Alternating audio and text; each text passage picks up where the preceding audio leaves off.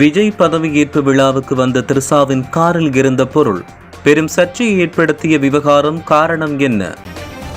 சூடுபிடித்துள்ள தமிழக அரசியல் களம். முதலமைச்சர் விஜய் பதவியேற்றதும் அடுத்தடுத்து பிறப்பித்துள்ள அதிரடி உத்தரவுகள். கொண்டாடி தீர்க்கும் தமிழகம். முதலமைச்சர் அரியணையில் விஜய், இலங்கையில் வெடிகொளுத்தி கொண்டாடிய இலங்கை இளைஞர்கள். சிலர் கோபத்தில், சிலர் மகிழ்ச்சியில். நள்ளிரவில் 190க்கும் அதிக வேகத்தில் வந்து மின் கம்பத்தில் மோதிய இளைஞர். பல லட்சம் மதிப்புள்ள அதிசொகுசு சுந்துருளியால் நேர்ந்த நிலை. தென்னிலங்கையில் சம்பவம். தமிழர் பகுதியில் இடம்பெற்ற கோர விபத்து. தனியார் நிறுவன ஊழியர்களுக்கு நேர்ந்த கதி. ஊர் மக்களால் காப்பாற்றப்பட்ட சம்பவம். அந்நியர் தினத்தில் முதலமைச்சராக பதவியேற்ற மகன் நிகழ்ச்சியில் முதல்வர் விஜயின் தாயார் கூறிய விடயம். முதலமைச்சர் விஜய்க்கு தமிழில் வாழ்த்து தெரிவித்த பிரதமர் மோடி. இணைந்து பணியாற்றவும் அழைப்பு. தமிழக புதிய முதல்வருக்கு இலங்கை ஜனாதிபதி அனுரகுமாரவிடமிருந்து சென்ற வாழ்த்து. வெளியானது முழு விவரம். யாழில் பேசுபொருளாகிய போதனா வைத்தியசாலை தீ விபத்து. நேரடியாக வந்திறங்கிய கடற்றொழில் அமைச்சர். வெளியான பல பரபரப்பு தகவல்கள். முதலமைச்சராகிய விஜய்க்கு தந்தையின் அறிவுரை. தமிழ் மக்கள் தொடர்பில் அடித்து கூறிய விடயம். கொழும்பை உலுக்கிய ஏர்லைன்ஸ் நிறைவேற்று பணிப்பாளர் உயிரிழப்பு. பிரேத பரிசோதனை அறிக்கை நாளை மறுநாள் நீதிமன்றத்தில் சமர்ப்பணம். பல கோணங்களிலும் விசாரணை. மகிந்தவின் வீட்டுக்கு சென்ற கடிதம். சூடு பிடிக்கும் யாபஸ் விவகாரம். மகிந்தவின் கணக்கிற்கு அனுப்பப்பட்டதா பணம்? உடனடியாக ஆஜராக தயார் என மகிந்த அறிவிப்பு. நாட்டில் இன்று இடியுடன் கூடிய கனமழை. விடுக்கப்பட்டுள்ள கடும் எச்சரிக்கை.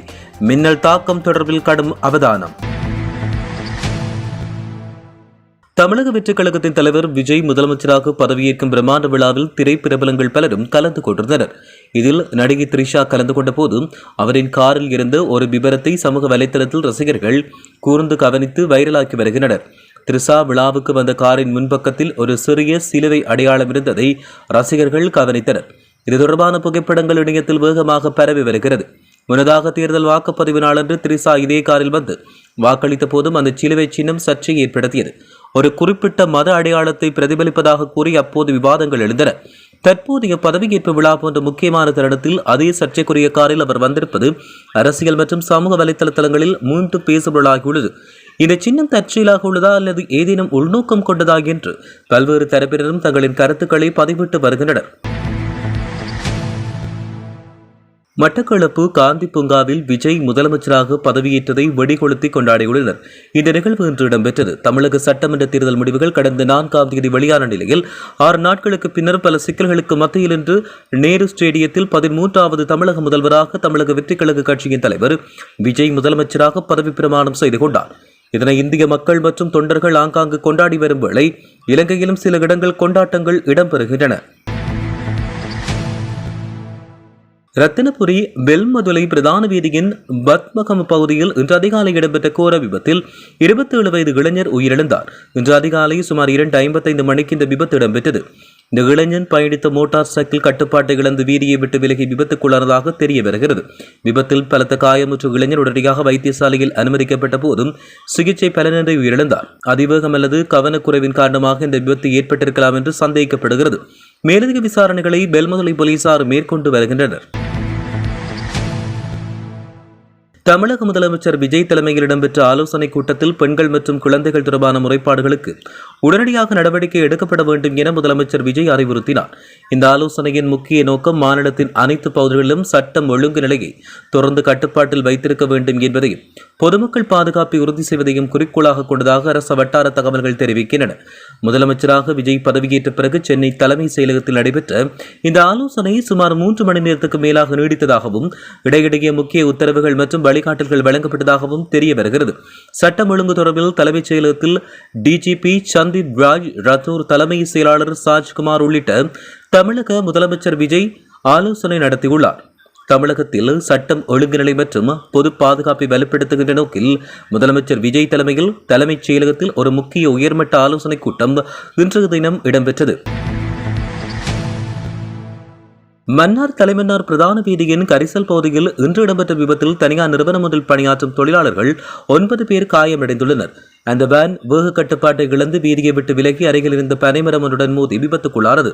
இந்த விபத்தில் காயமடைந்த 9 பேரும் மன்னார் மாவட்ட பொது வைத்தியசாலையில் சிகிச்சைக்காக அனுமதிக்கப்பட்டுள்ளனர்.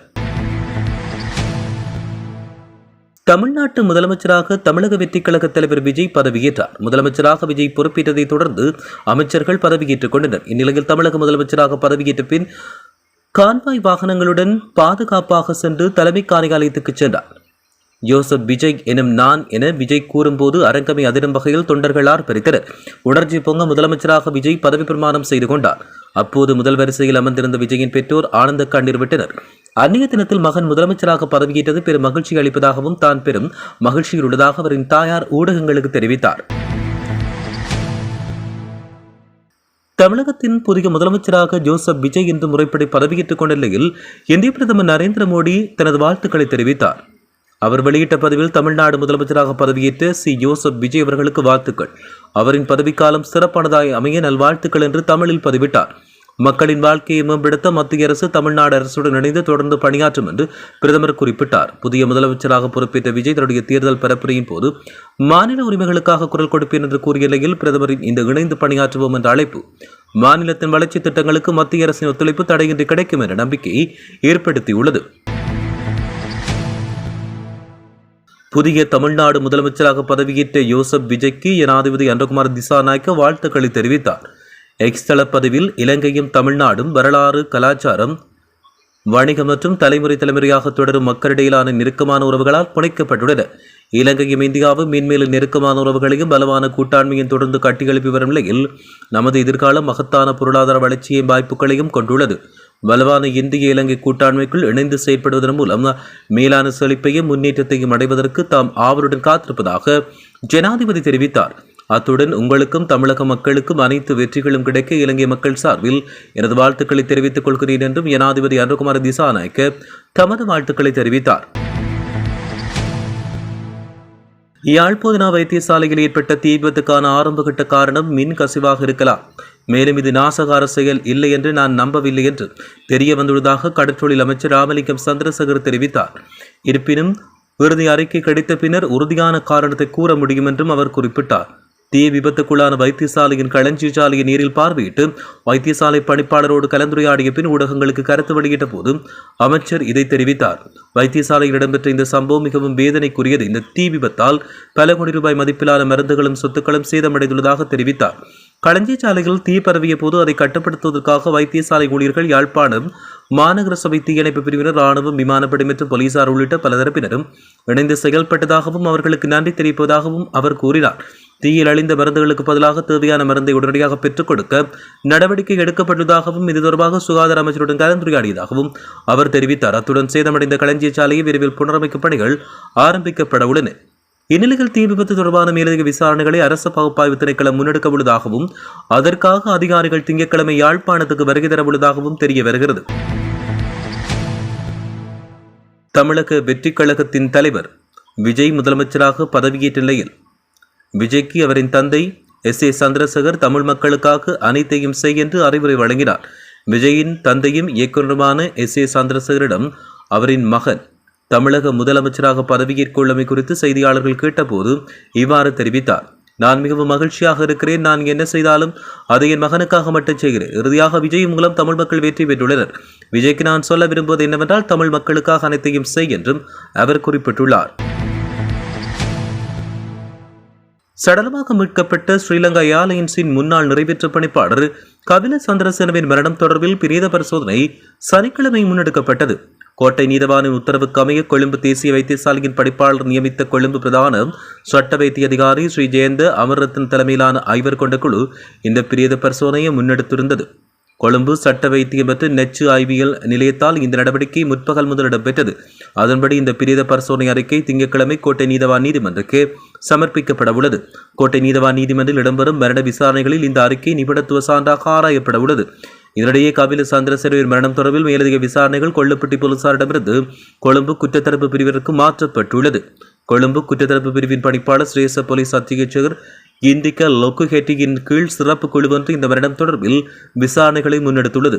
ஏர்பஸ் கொடுக்கல் வாங்கல் மோசடி தொடர்பில் சந்தேகத்தின் பேரில் கைது செய்யப்பட்டு 54 நாட்கள் விளக்கமறியலை வைக்கப்பட்ட பின்னர் பிணையில் விடுவிக்கப்பட்ட கபில சந்திரசேன மீண்டும் கைது செய்வதற்கு கடந்த 7ஆம் தேதி நீதிமன்றம் உத்தரவிட்டது.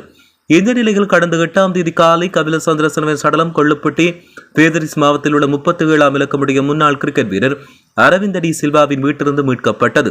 இந்நிலையில் கபில சந்திரசேனவின் மரணம் கொலையா தற்கொலையா என்பதை கண்டறிய சிறப்பு விசாரணைகள் ஆரம்பிக்கப்பட்டுள்ளன. லஞ்ச ஊழல் விசாரணை ஆணைக்குழுவின் அழைப்பை ஏற்று குறிப்பிட்ட தினத்தில் தாம் ஆஜராக தயாராக உள்ளதாக முன்னாள் ஜனாதிபதி மஹிந்த ராஜபக்ஷ தெரிவித்தார். உயிரிழந்த ஸ்ரீலங்கன் ஏர்லைன்ஸின் முன்னாள் தலைமை நிறைவேற்று அதிகாரி கபில சந்திரசேனவின் உடலுக்கு இறுதி மரியாதை செலுத்திச் சென்ற போது முன்னாள் ஜனாதிபதி இவ்வாறு குறிப்பிட்டார். இந்த விசாரணைக்காக முன்னாள் ஜனாதிபதி எதிர்வரும் 12ஆம் தேதி ஆணைக்குழுவுக்கு அழைக்கப்பட்டுள்ளார். ஏர்பஸ் கொடுக்கல் வாங்கல் தொடர்பில் வாக்குமூலம் வழங்க எதிர்வரும் 12ஆம் தேதி லஞ்ச ஊழல் ஆணைக்குழுவில் ஆஜராகுமாறு முன்னாள் ஜனாதிபதி மஹிந்த ராஜபக்ஷவுக்கு கடிதம் மூலம் அறிவிக்கப்பட்டது.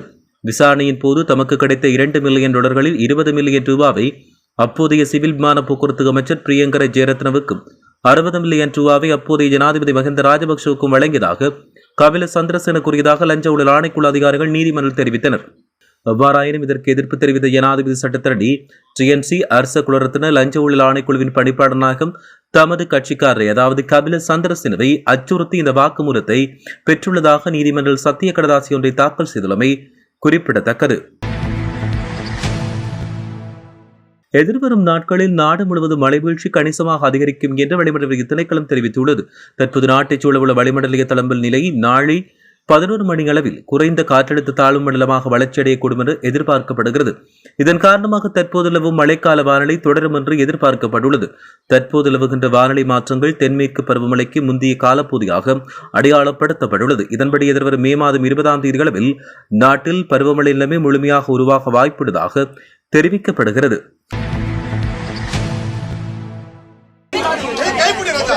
விஜய் பதவியேற்பு விழாவுக்கு வந்த த்ரிஷாவின் காரில் இருந்த பொருள் பெரும் சர்ச்சையை ஏற்படுத்திய விவகாரம் காரணம் என்ன? சூடுபிடித்துள்ள தமிழக அரசியல் களம். முதலமைச்சர் விஜய் பதவியேற்றதும் அடுத்தடுத்து பிறப்பித்துள்ள அதிரடி உத்தரவுகள். கொண்டாடி தீர்க்கும் தமிழகம். முதலமைச்சர் அரியணையில் விஜய், இலங்கையில் வெடிகொளுத்தி கொண்டாடிய இலங்கை இளைஞர்கள். சிலர் கோபத்தில், சிலர் மகிழ்ச்சியில். நள்ளிரவில் 190க்கும் அதிக வேகத்தில் வந்து மின் கம்பத்தில் மோதிய இளைஞர். பல லட்சம் மதிப்புள்ள அதிசொகுசு சுந்துருளியால் நேர்ந்த நிலை. தென்னிலங்கையில் சம்பவம். தமிழர் பகுதியில் இடம்பெற்ற கோர விபத்து. தனியார் நிறுவன ஊழியர்களுக்கு நேர்ந்த கதி. ஊர் மக்களால் காப்பாற்றப்பட்ட சம்பவம். அந்நியர் தினத்தில் முதலமைச்சராக பதவியேற்ற மகன் நிகழ்ச்சியில் முதல்வர் விஜயின் தாயார் கூறிய விடயம். முதலமைச்சர் விஜய்க்கு தமிழில் வாழ்த்து தெரிவித்த பிரதமர் மோடி. இணைந்து பணியாற்றவும் அழைப்பு. தமிழக புதிய முதல்வருக்கு இலங்கை ஜனாதிபதி அனுரகுமாரவிடமிருந்து சென்ற வாழ்த்து. வெளியானது முழு விவரம். யாழில் பேசுபொருளாகிய போதனா வைத்தியசாலை தீ விபத்து. நேரடியாக வந்திறங்கிய கடற்றொழில் அமைச்சர். வெளியான பல பரபரப்பு தகவல்கள். முதலமைச்சராகிய விஜய்க்கு தந்தையின் அறிவுரை. தமிழ் மக்கள் தொடர்பில் அடித்து கூறிய விடயம். கொழும்பை உலுக்கிய ஏர்லைன்ஸ் நிறைவேற்று பணிப்பாளர் உயிரிழப்பு. பிரேத பரிசோதனை அறிக்கை நாளை மறுநாள் நீதிமன்றத்தில் சமர்ப்பணம். பல கோணங்களிலும் விசாரணை. மஹிந்தவின் வீட்டுக்கு சென்ற கடிதம். சூடு பிடிக்கும் ஏர்பஸ் விவகாரம். மஹிந்தவின் கணக்கிற்கு அனுப்பப்பட்டதா பணம்? உடனடியாக ஆஜராக தயார் என மஹிந்த அறிவிப்பு. நாட்டில் இன்று இடியுடன் கூடிய கனமழை. விடுக்கப்பட்டுள்ள கடும் எச்சரிக்கை. மின்னல் தாக்கம் தொடர்பில் கடும் அவதானம்.